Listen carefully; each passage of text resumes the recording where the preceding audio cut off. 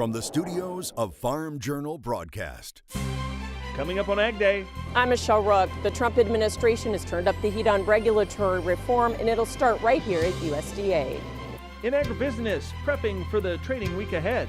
You know, we've changed the calendar. We're now moving into June. Yes, we are. The spring's past us, summer's upon us, and I tell you what, Northern Illinois, it's like we flipped the switch. Machinery Pete is looking into the distant future for auction prices, and it's Beast Feast in Tennessee. This wild dinner is helping raise money for a good cause. Ag Day, brought to you by the dependable, longest-lasting Chevy Silverado.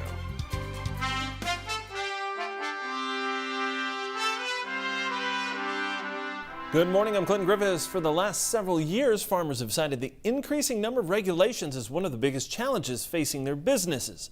However, a new administration appears to be trying to change that. Michelle Rook looks at what farm groups in the administration are targeting for reform and how fast regulations can be unwound. While President Trump has already used executive order to roll back some of the regulations costly to agriculture, more reform is on the way, and it may start right here at USDA. Ag Secretary Sonny Perdue is chairing an interagency task force charged with resetting the regulatory tone in agriculture. We're going to do that through facts-based decision-making, good science, common sense regulations. We're not just talking about the Wild West free range kind of do anything. The head of EPA says he's also trying to change the agenda at his agency, from pesticides to climate change. Getting back to the importance of regulating, providing certainty to those in the marketplace, but doing so where we're not putting the thumb on the scales in favor of certain folks. And EPA is already working on reform, including biofuels regulations. It's the RVO targets that are set each year in November. Routinely, the EPA has missed those targets. That's going to change. The agency is also analyzing if Pruitt can grant a waiver to allow year-round E15 sales. I very much hope that we can get there. It's just a matter of whether the statute permits it or not. Plus, EPA trimmed the backlog of pesticide registrations from 1,000 down to 500. I made it a priority coming in that we needed to get that backlog cleaned out and then make sure that we have certain timelines to get certainty out in the marketplace. However, farm groups have a whole host of additional regulations they want reformed. Whether it's regulations at OSHA, whether it's EPA stuff, whether it's transportation stuff, there's a long list. Top of our list would still be waters of the U.S. I mean, we have got to get that thing completely overturned, see if we can get it moving and get the courts to rule one way or another soon. The GIPSA rules released as the Obama administration left office are a top priority for livestock groups. It would open up the floodgates to really costly litigation that would target packers. The packers have made it very clear if they're going to get a threat of litigation every time they pay for one pen of cattle versus another, they're going to go back to commodity pricing. However, even with all the agencies working on reform, it may take time to unravel some of the rules. Things that have been in place for a long time, they'll have to go through a rulemaking or even statutory changes to get the kind of fix that we need to have done. In Washington, I'm Michelle Rook reporting for Ag Day. All right, thanks, Michelle. Now, the interagency task force that Perdue chairs will be applying a standard of science-based analysis to every regulation to determine which ones are actually creating economic activity in rural America versus which ones are holding back economic activity. The results will be reported in 180 days. Meanwhile, Secretary Perdue also weighing in on President Trump's decision to pull the United States from the Paris Climate Accord. Quoting now, he has rightly determined that the Paris Accord was not in the best interest of the United States. Perdue goes on to say the Earth's climate has been changing since the planet was formed. The Ag Secretary says USDA remains committed to digging ever deeper into research to develop better methods of agriculture production in that changing climate. Much of the world reacting much differently to the president's announcement. The Paris Climate Pact, involving 192 nations and includes voluntary emission reduction goals. The United Nations says it remains confident that all of the parties to the Paris Agreement will continue to demonstrate vision and leadership to reduce emissions, even without the United States.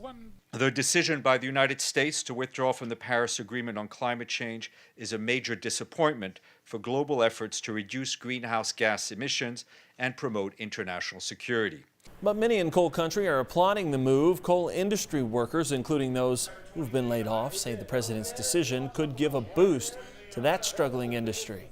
I don't think anybody is against clean air, clean water, clean land. We all want that, but what is the evidence? What is the price, economically abandoning the resources we have. You got China over there building coal-powered plants left and right, so what sense of us being in it?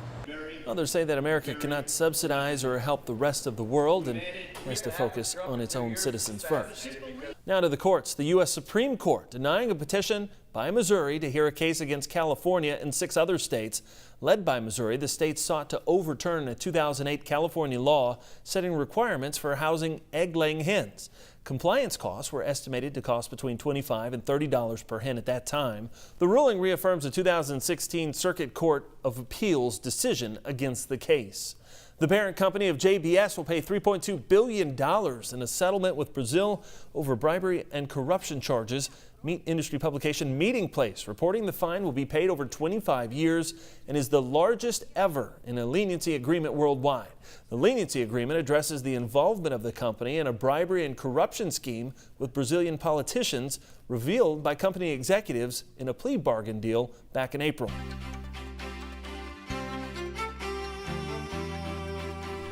Mike Hoffman joining us now on a Monday morning to look at crop comments. Good morning, Mike. Good morning, Clinton. Let's start off in Tolna, North Dakota. Darren Schmidt says this picture explains plant 2017. Even though the U.S. Drought Monitor says the whole state is abnormally dry with 24% in a moderate drought, Schmidt says his area got 37 inches of rain last season and above average snowfall this year, which made the area pretty wet.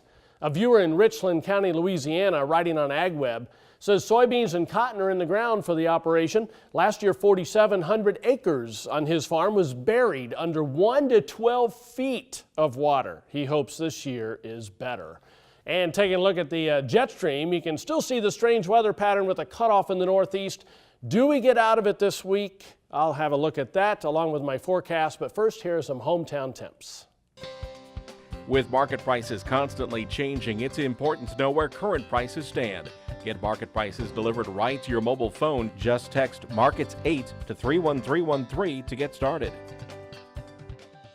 When we come back, it's our weekly roundtable discussion with a focus on the marketing week ahead. And later, Machinery Pete.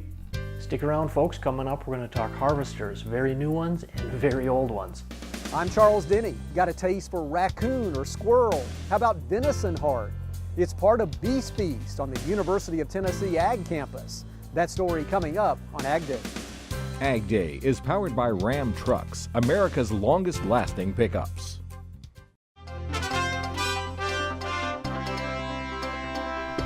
In agribusiness last week, we saw big moves in cattle markets. Let's see how things ended from our friends in Chicago. Hi, grain markets generally trading higher today with soybeans leading the way. Soybeans at one time 12 cents higher have given some of that rally back. Corn and wheat also trading higher on the day. We are starting to hear about wheat yields in the Great Plains, and the yield reports have been kind of disappointing to go along with some reports of some low test weights. So a real problem with the wheat, especially the Great Plains hard red winter wheat, and we could see that market really start to take off. Cattle futures sharply higher, and hogs trading both sides of unchanged in Friday trading. Cattle market reacting to reports of very strong prices being paid in the cash market, the auction market fully underway, and some reports of 134 to 135 being paid in the country here for live cattle. Thanks very much. This is Jack Scoville. I'm Vice President of Price Futures Group here on CME Group floor with some comments for the markets today. Jim McCormick with Allendale and John Payne with Daniels Ag Marketing, our guest here today. Let's talk about how do we get ready for this week ahead. And Jim, we'll start with you. As you sit down on a Monday morning, what are you thinking? What I'm thinking coming in Monday morning is, we've changed the calendar. We're now moving into June. Yes, we are. The spring's past us, summer's upon us, and I tell you what, Northern Illinois, it's like we flipped a switch. It went from a cool, wet spring, and we've got some beautiful weather this weekend in the 80s, and the question I've got right now is the trade going to kind of get past this, hey, we're not getting the crop planted, to, hey, what if we do turn dry? We've put a lot of grain in the ground under less than ideal conditions, Sure. and I think the trade is set up for a rally. And I think, we're going to be seeing if the funds flip the counter, do they start out lightening this massive short position they have on? Yeah, and I think we've seen agronomically, if you put a crop into a wet field and then it gets dry, boy, those trenches can open back up and you can have a problem. John, what are you watching this week? I'm going to be watching the livestock market. I think that's really where the cards are flying right now. We had June just go off the board on the heavy contract, essentially trading near contract highs. This is the second time we've done this. April was the same, and now it'll be August sitting at about $10 to $15 inverted. I'd like to say there's a paradise of risk out there. You know, you can make a really good decision up here that looks great 6 months from now, or you can make a decision that really hurts the pocketbook 3 or 4 weeks from now. Be very careful. I still think there's some upside here. I think those feeder contracts are bid for a reason. You know, demand is there. It's a little bit of a different type of market than we've seen in the last couple of years, where supply has been driving things with the big droughts. This is demand, Chinese demand. India's not in the market anymore. We have these cash prices that are all of a sudden popping. So it's completely swept from where we were 6 months ago. Jim, as you look at fundamentals in the grain markets, and what strikes you? I mean, obviously Brazil, South America, there's a big crop down there. Yeah, what strikes me the biggest thing is the farmer producer has optimism to rally, but you got to take a reality check. The world has had a phenomenal run of good luck as a nation, as countries producing crop. We're pretty much oversupplied, and that's the reality check. Is that's going to keep rallies in check. The Brazilian, Argentina corn crop combined is like 1.6 billion bushels, bigger than it was a year ago. That's a lot of competition. Absolutely. That we got to face. All right, well, there's a lot to face as we start a new month and get ready for summer. Gentlemen, thanks for being here. We'll be back with more Agday in just a minute. To talk to Jim McCormick one-on-one, contact Allendale Incorporated at 815-578-6166 or email Jim at jmccormick@allendale-inc.com. To follow John Payne's take on the market, check out www.thisweekingrain.com.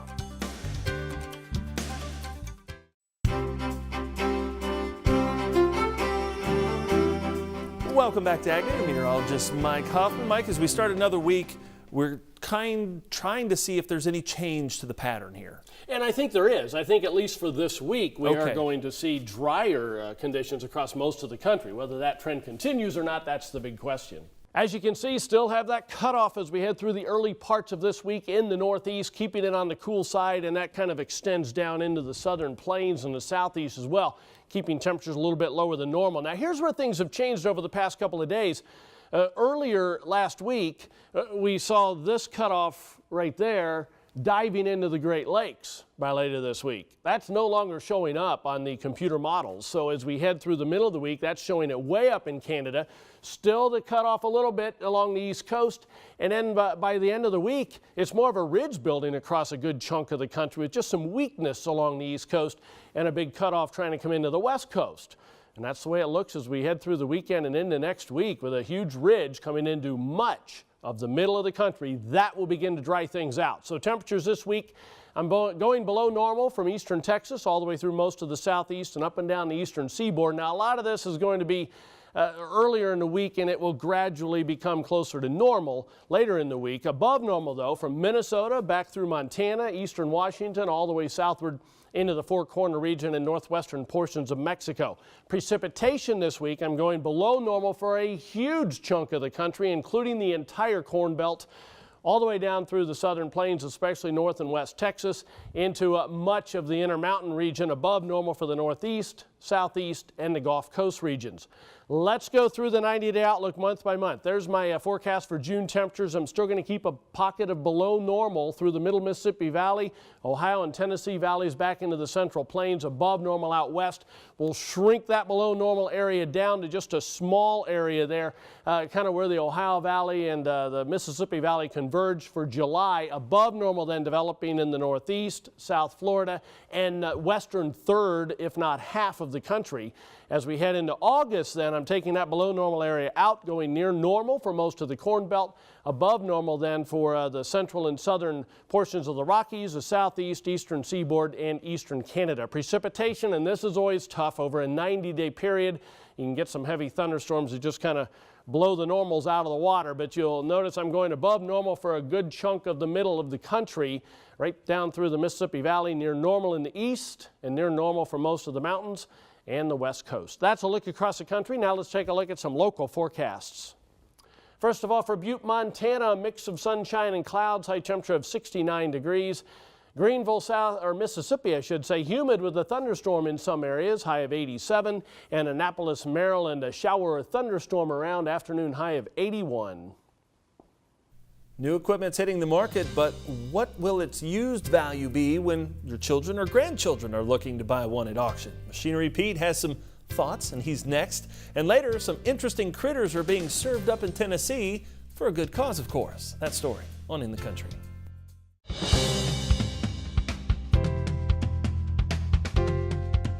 As new equipment makes its way to our market, our own Machinery Pete pulls out the crystal ball, looking ahead to auction prices in the distant future. Greg? Well, 27.5 years now covering the used farm machinery market. One thing that always gets me, folks, contrasts. And probably no better example than I've ever seen of this was last week, end of last week. So Thursday in Moline, John Deere unveiled their new S700 series combines with their new headers. And here's a picture of the new S780 combine. We posted a video of this on the release day. You can watch that on our machinerypete.com website. Now later that same day, last Thursday, I posted another video. And here's a picture of what we featured. It was a Farmall C with a 14M one-row mounted picker that sold on a farm auction in northeast Missouri. Amazingly intense bidding action on this thing. It sold for $8,500. And I think back also to May 20th, when we saw this combine, an International 91 with an 8-foot header, sell for $5,250 on an auction in southeast Pennsylvania. Now when I see these old harvesters sell, what it makes me wonder is what will that S780 sell for 50, 60 years from now, and who will buy it? Now I'm 51 years old, 50 years from now I'll be 101. I hope I'm around to find out. All right, thanks, Greg. If that didn't whet your appetite, maybe this will. Beast Feast in Tennessee, next.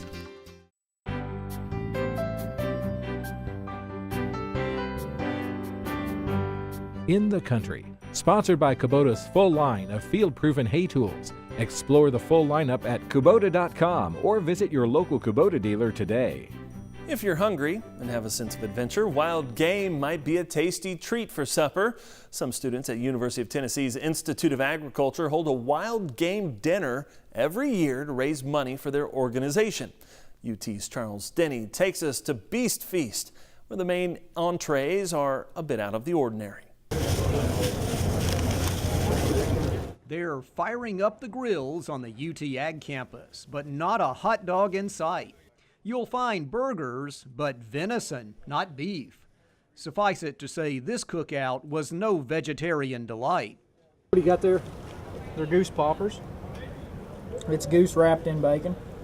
Welcome to Beast Feast, the unofficial name for the annual wild game dinner prepared by wildlife and fishery students at UT's Institute of Agriculture. On the menu, 13 deer, 15 raccoons, 13 beavers, 6 pigs, I think somewhere around 25 squirrels, just a couple of possums, so if you get a possum, you're lucky this year. students like Joshua Alston hunted, trapped, and cooked supper, a meal Davy Crockett might have enjoyed in centuries past. 2017 marks the 48th year for Beast Feast. The money raised here goes to UT's Wildlife and Fisheries Society. That's a student organization that goes on to compete in sort of the SEC championship of wildlife programs. This past year, UT took 3rd place overall, and the year before we actually took 1st overall throughout the entire Southeastern Conclave. Once the meats were cooked, the doors opened and hundreds of people lined up. For a $10 donation, folks can sample lots of different dishes. Yeah, the students work really hard to put all of this together, and some of them even pull all-nighters and show up really early in the morning or show up at midnight to make all of this happen and bring it together. And it is really impressive because they're using local meats and sustainably harvested and hunted meats to feed the community.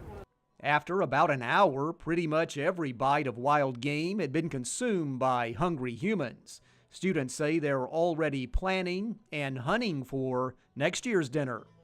So bring your appetite for an evening of hearty eating that supports student activities and serves as a throwback to earlier times when meat and protein lived wild in the woods. This is Charles Denny reporting. All right, thanks, Charles. Now, the Beast Feast also included a silent auction and prize drawing for items like hunting and fishing equipment, all to help the student organization. That's all the time we have this morning. We're sure glad you started your week with us. For Mike Hoffman, Betsy Gibbon, and all of us here at Agday, I'm Clinton Griffiths. Have a great day. Agday is powered by Ram Trucks, America's longest-lasting pickups.